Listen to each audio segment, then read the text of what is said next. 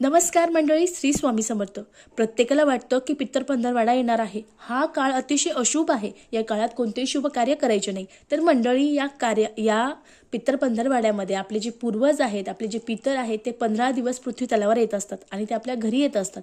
मग हा पित्तर पंधरवडा अतिशय पवित्र महिना आहे. या पित्तर पंधरवड्यात जर आपण आपल्या पूर्वजांची, आपल्या पितरांची जर सेवा केली तर त्यांचा अखंड वरदहस्त आपल्यावर राहतो आणि आपल्या जीवनामध्ये कशाची कमतरता राहत नाही.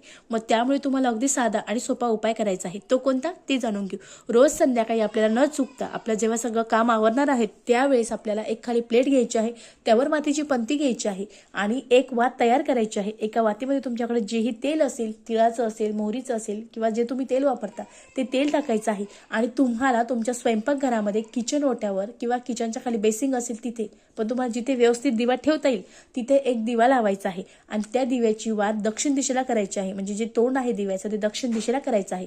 कारण या 15 दिवसात जे आपले पूर्वज आहे ते दक्षिण दिशेकडून पृथ्वीवर येत असतात. त्यांना कोणता त्रास होऊ नये, त्यांना अंधार खडतर न होता त्यांना उजेड भेटावा, यासाठी आपल्या पूर्वजांचं नाव घ्यायचं आहे, नमस्कार करायचा आहे आणि अगदी न चुकता 15 दिवस आपल्याला आपल्या पूर्वजांसाठी दिवा लावायचा आहे.